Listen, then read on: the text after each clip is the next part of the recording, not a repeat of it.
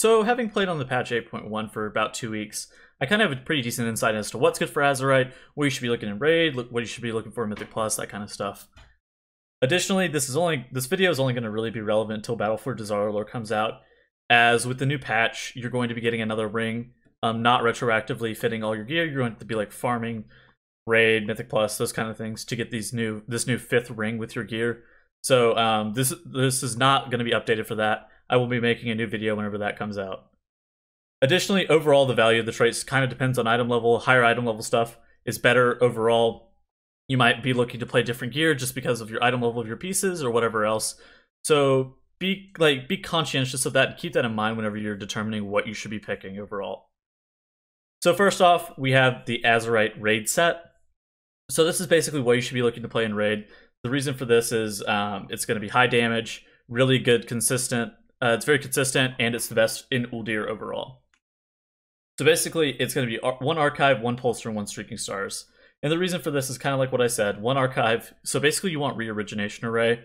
Re-Origination Array, especially at 10 stacks, which is what most people are out at this point, especially if you've been raiding for the whole entire tier, gives you a very large amount of secondary stats overall. So basically, you want 1 Archive just because of the secondary stats that Re-Origination Array gives. And then 1 Pulsar. The reason for this Pulsar is after 9 Star Surge casts, you get 6 seconds of Incarnation or Celestial Alignment, kind of depending on what your tier 75 is talented into. So this is a little bit different depending on what you kind of have. But this talent overall, most of the value comes in that 9 Star Surge is 6 seconds of cooldown proc. So you only want 1 of those overall. The Star Surge damage proc, not that big of a deal, just kind of like an added flavor thing, but you only want 1 Pulsar. And then the final trait, Streaking Stars.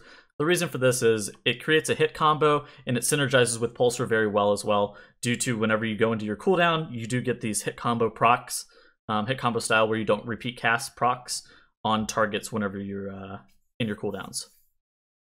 And then additionally, Streaking Stars kind of got changed to where it procs on hit as opposed to on cast. This kind of matters for Solar Wrath because Solar Wrath has a pretty long travel time, so you're going to want to kind of be positioning yourself a little bit closer to mobs in the patch, just to make sure that you're not munching Streaking Stars procs overall. So now we're looking for the Mythic Plus setup for Azerite. This is kind of mostly used for pushing, but you can kind of use this as an all-purpose thing. These 2 setups I'm going to be talking about today are very powerful overall. So the first one is 3 Archives. 3 Archives is kind of the jack of all trades, master of none kind of situation.